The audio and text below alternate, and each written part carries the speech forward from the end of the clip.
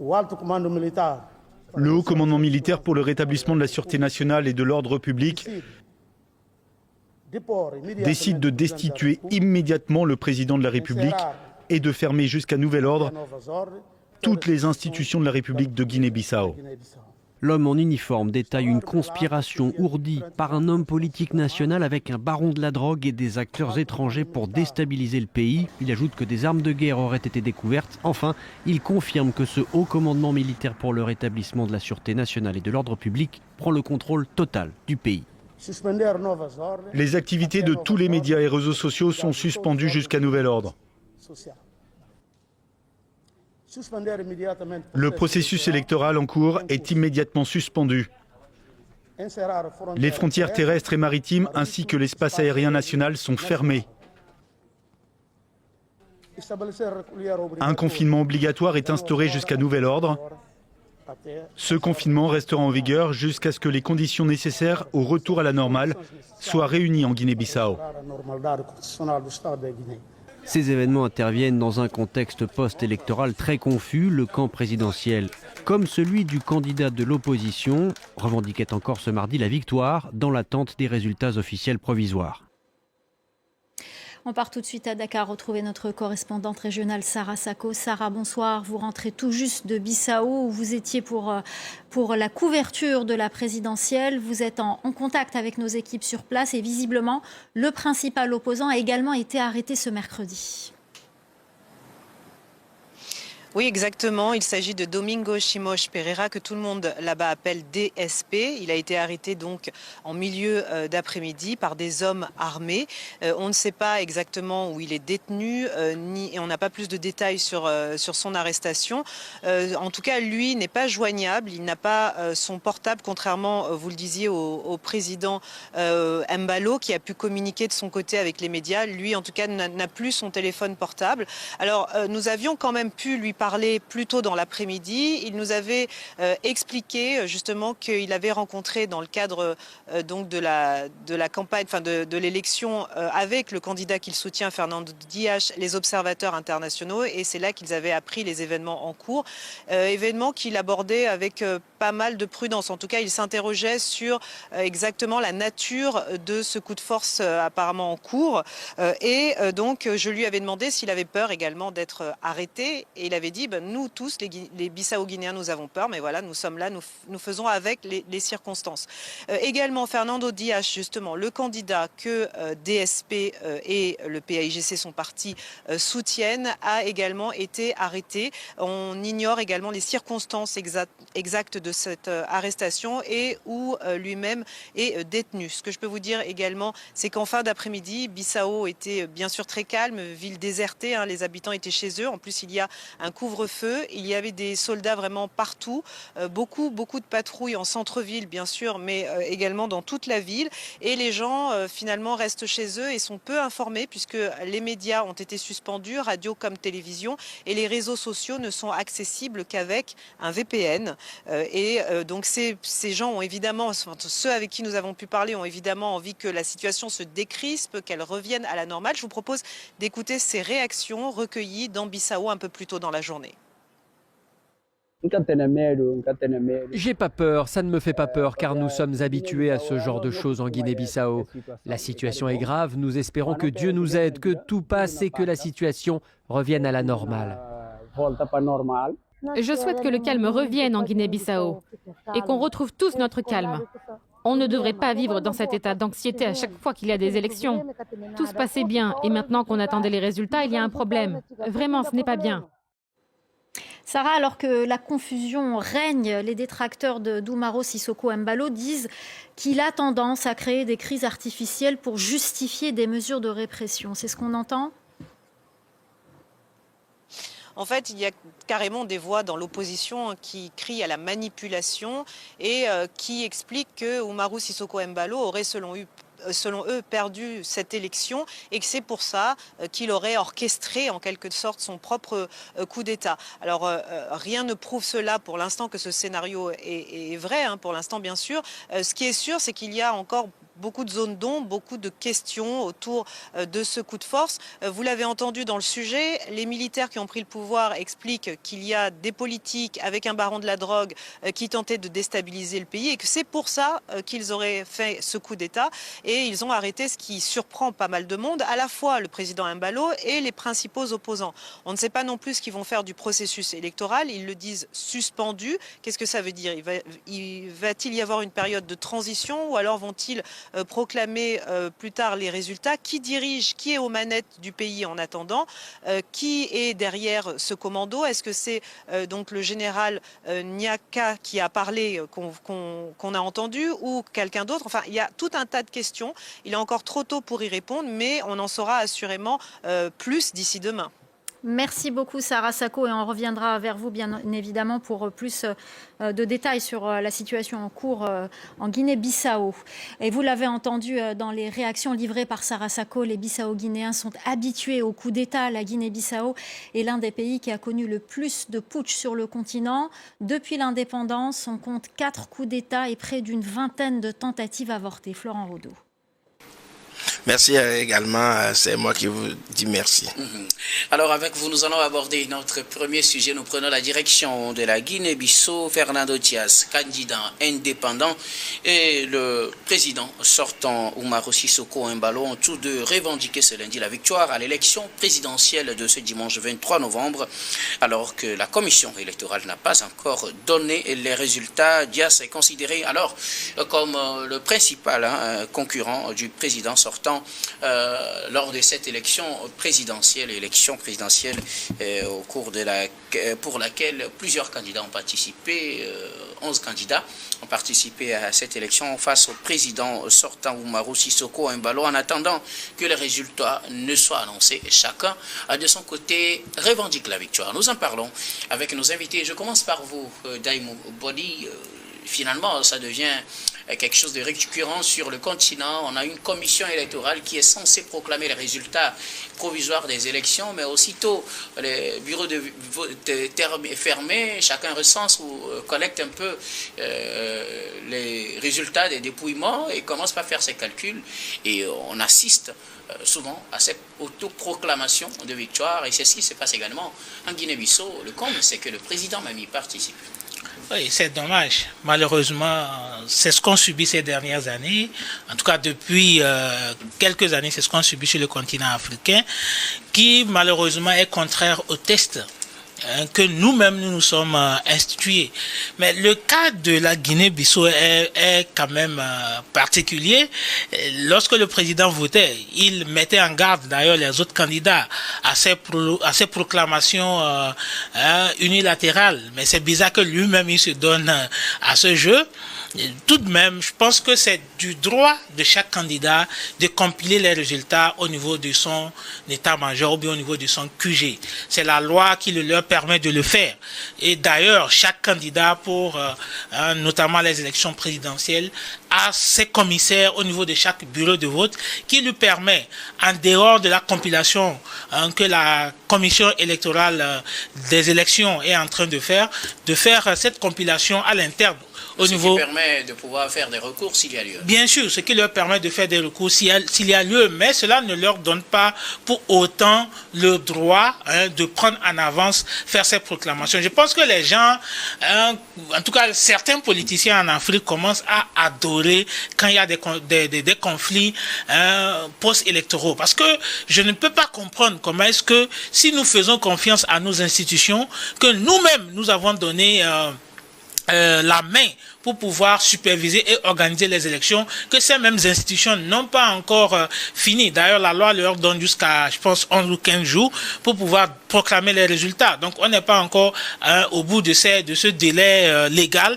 Je ne sais pas ce qui leur donne vraiment cette possibilité de le faire. C'est contraire à la loi. Et sur le plan politique, nous tous, nous savons les répercussions de ces proclamations unilatérales. Il y a des tensions, il y a des risques de tension. Nous savons tous que la Guinée-Bissau, c'est un pays vraiment qui est marqué par des tensions politiques. C'est un pays où il y a régulièrement des renversements de pouvoir, des coups d'État et tout cela.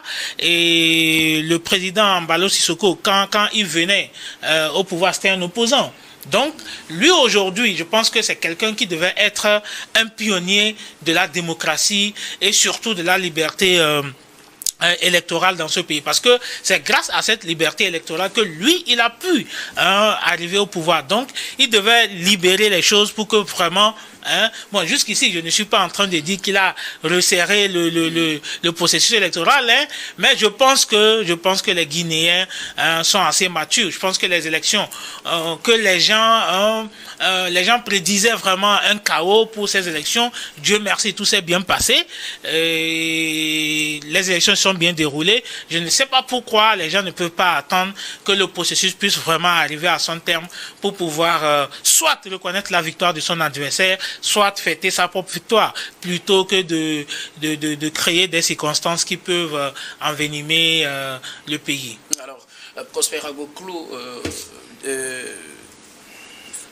Fernando Dias, le candidat indépendant qui bénéficie aussi du soutien du principal opposant Domingos Simoes Pereira, a annoncé qu'il est le vainqueur de cette élection, qu'il n'y aura pas besoin de deuxième tour parce qu'ils l'ont remporté dès le premier tour. Ils attendent juste la confirmation de la commission électorale, alors que les tests interdisent justement que chacun revendique la victoire de son côté.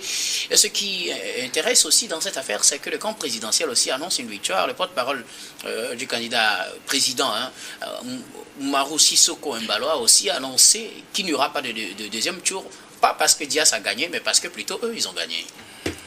Non, vous savez, moi, ma position sur les élections, la démocratie, tout cela. Bon, la démocratie, on la définit plutôt comme le pouvoir du peuple pour le peuple qui doit l'exercer, mais réellement, est-ce que c'est ça? Vous ne voyez pas les choses? On appelle les masses à venir voter. Oui, on fait des campagnes énormes, on fait, je dirais, de la surenchère, on parle de ceci, on parle de cela, on attire les gens, on leur fait la cour, et puis patati patatra, après, quand ça finit, ce sont les donateurs, ceux qui ont financé les élections, qui proposent ça aussi. Vous savez, Dias... qui propose à ce qu'il y ait cette pagaille. Cette pagaille-là, c'est organisé. C'est organisé. Vous voyez.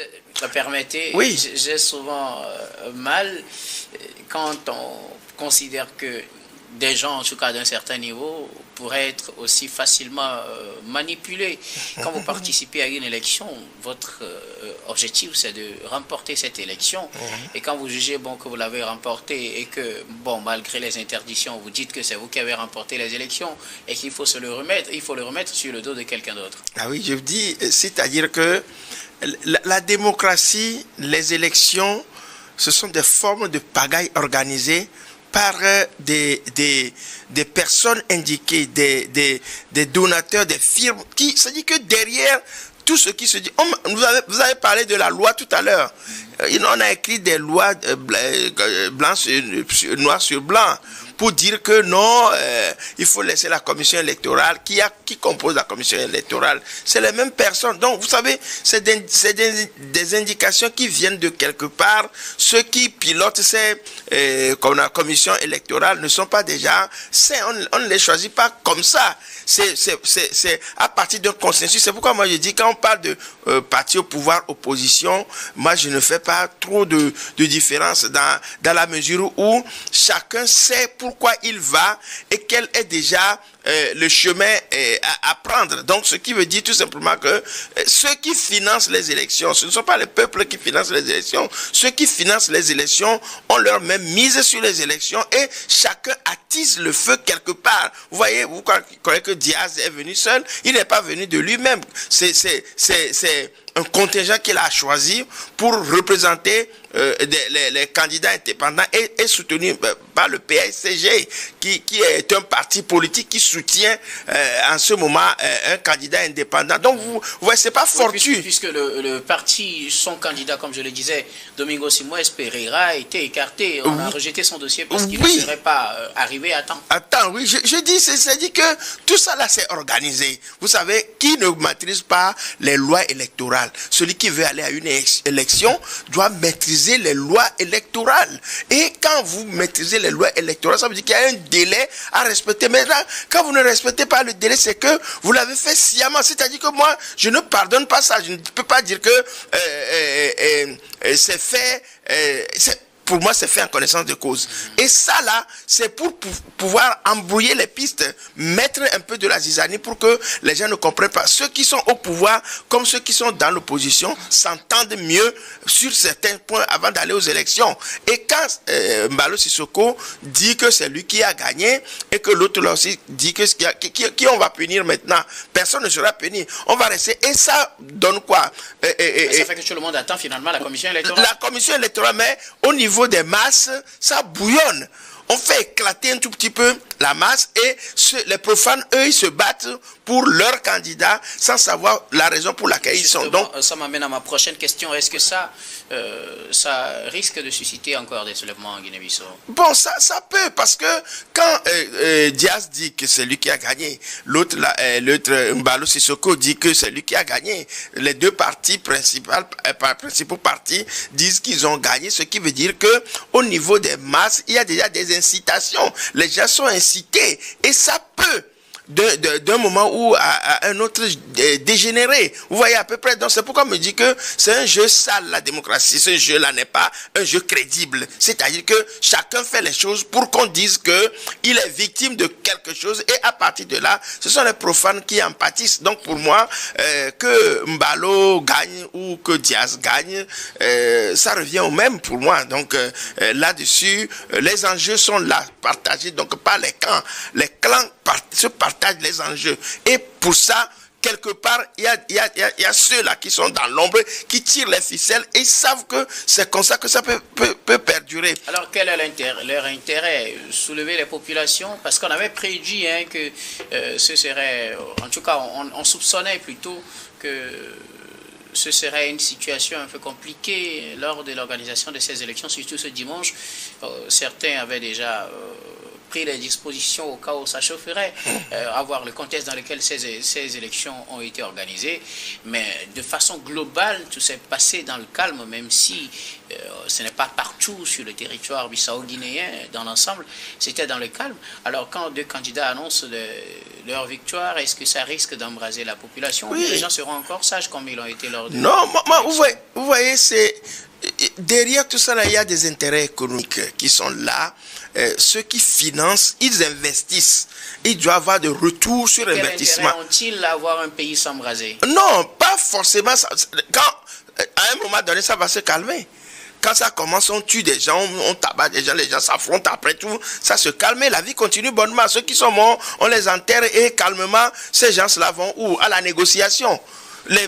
Ces gens-là vont à la négociation et derrière, il y a des mecs qui poussent pour aller à la négociation et on se partage le butin. C'est comme des boxeurs qui vont au combat, ils s'arrangent dans un premier temps pour voir qui va gagner, qui ne va pas gagner, et on se partage le butin. Donc, chacun sa part. Donc, je crois que pour moi aujourd'hui, il n'y a pas du sérieux dans tout ça. Merci beaucoup à vous, Prosper Agbo-Clou. Alors, Daimou Bodi, est-ce qu'il y a des risques de soulèvement, vu que chacun revendique déjà la victoire? On sait que la commission électorale ne va pas proclamer en tout cas deux vainqueurs. Il va prendre peut-être l'un des deux, ou carrément une autre personne. Est-ce que ça ne risque pas d'embraser la situation? Si, ça risque vraiment d'embraser la situation. Et vous savez, dans ce contexte, nous avons 2 ou 3 scénarios. Le premier scénario, c'est que l'opposition, c'est que Diaz puisse être confirmé comme vainqueur. Et là, vraiment, vous savez qu'aujourd'hui, Mbalo Sissoko a réussi quand même à rendre l'armée autour de lui. Donc, il y a quand même risque que, voilà, il y ait des soulèvements si aujourd'hui Diaz était annoncé comme vainqueur. Le second contexte, c'est que Mbalo Sissoko soit annoncé comme vainqueur et peut-être des manifestations vont être annoncées et des manifestations qui vont être dispersées par les forces de l'ordre. Et ça, il y aura des arrestations, le souhaitable des morts et après, ça va se calmer. Mais le troisième scénario, pour moi, le scénario le plus, le mieux actuellement, ce qui est un second tour, et donc que les deux s'affrontent, je pense que là, les esprits seront préparés, les esprits seront calmés et les choses se passeraient mieux. Est-ce que pour un second tour, on ne risque pas d'avoir les mêmes scénarios, genre que chacun aussi annonce sa victoire au second tour? Si, ça risque, parce que les gens ne sont pas de très bonne foi, malheureusement, ça risque, mais je pense que avec le soutien, notamment de la CEDEAO a un regard très présent au niveau de la Guinée-Bissau. Donc, avec le soutien de tous ces organismes. Les émissaires de la CEDEAO ont dû retourner très rapidement en fait, la question de la Guinée-Bissau. Ils étaient d'abord satisfaits du fait que les élections sont passées dans une situation sans conflit. Bon, après, on a vu que c'était devenu un peu complexe, mais je pense que un second tour ne serait pas mal pour ce pays et les gens vont pouvoir s'entendre. Pourquoi pas ne pas gérer le pays ensemble? En tout cas, merci si vous beaucoup. permettez, Oui, il y a aussi je dirais quelque chose de surprenant où Mbalo annonçait, enfin la commission électorale avait annoncé que les élections seront financées par des fonds propres. On a créé des fonds pour la démocratie alors que dans ce pays, il y a de la précarité. On crée des fonds pour la démocratie juste pour faire les élections. Vous voyez à peu près, c'est bizarre. De plus en plus de pays optent pour le financement sur fonds propres de leur. Oui, c'est ce que je dis. On compte plutôt. On considère plutôt ce que vous voudriez que les gens soient indépendants, qu'ils ne soient plus téléguidés. Oui, ce que je dis, au-delà de là, c'est que les élections sont plus importantes que le développement, c'est ça? Bon, de toutes les façons, je pense que le choix du leader détermine aussi le développement du pays. Et ce choix du leader doit venir de l'aspiration profonde de la population. Et donc, pour que la population puisse choisir librement la personne, il faut qu'il y ait une démocratie. Donc, je pense que c'est à juste titre qu'on puisse vraiment financer cette démocratie. Et c'est normal, parce que le financement de cette démocratie... En tout cas, moi, je ne le vois pas de cet œil. Va garantir le choix d'un leader... au moment où les gens meurent de faim. On crée les fonds pour... Vous voudriez qu'on ne fasse même mais c'est ça, il faut se développer. Qui va diriger le pays? Mais il faut aller au développement. Moi, il y a des systèmes, traditionnels avec lesquels l'Afrique même se concevait. Il y a ce système-là. Il faut qu'on l'étudie. Pourquoi on doit suivre toujours les autres et ne pas créer nos propres labels? Merci beaucoup. La CEDEAO et l'Union africaine, comme d'habitude, ont réagi. Je vous lis le communiqué.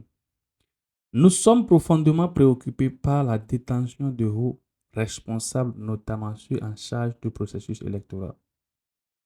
Nous exhortons les forces armées à libérer immédiatement les personnes détenues afin de permettre au processus électoral de suivre son cours normal jusqu'à son terme. Nous appelons le peuple de Guinée-Bissau au calme et réaffirmons notre engagement à soutenir le pays sur la voie démocratique. À cet égard, nous soulignons l'importance de préserver la paix, la stabilité et le bien-être du peuple bissau-guinéen tout au long de cette période sensible. Fait à Bissau le 26 novembre 2025. En signé, je vous laisse la partie là, ceux qui ont signé, son excellence, le président de Mozambique. Et il y a plusieurs personnes qui ont signé, c'est bon. Il y a Goodluck du Nigeria également. Je pense l'ancien président. Ouais. Les gars, c'est ça. On aura toujours les coups d'État si rien n'est changé. Guinée-Bissau, elle a connu 4 coups d'État et plus de 20 tentatives de coups d'État avortés. Pourquoi? Parce que la question reste la même. Le problème reste toujours identique. Le problème n'a jamais trouvé de solution. On voit des dirigeants qui sont trop arrogants, qui ne pensent même pas au peuple, qui pensent comment faire juste pour s'éterniser au pouvoir. Et quand ces situations se présentent, ce sont les coups d'État qui finissent les mandats. Pourquoi? À quand la fin des aides de coups d'État en Afrique? À quand la fin? Si nos pays étaient bien organisés, si tout allait bien, on n'a pas besoin de coups d'État avant d'arriver au pouvoir. On n'a pas besoin des coups d'État avant d'arriver au pouvoir. Mais le fait qu'à tout moment chez nous, ce sont le système électoral bien verrouillé, tu peux rien faire. Tu peux rien faire. Quelle que soit ta popularité, tu ne peux même pas remporter. Vous voyez, Tu ne peux même pas rapporter. Donc, c'est un peu ça. C'est un peu ça. Quel que soit ton programme, tu ne gagnes jamais. Donc, on finira toujours par avoir le coup d'État. Ah, on est là, les gars. On peut encore faire quoi? Tout a été dit, tout est clair, quoi. Pour le moment, Echo est gardé. Il va crier aussi make noise, make noise, make noise, comme Ali Bongo. Mais le make noise là, c'est fini. L'internet est coupé. Et puis c'est fini, c'est clôturé. Merci la famille.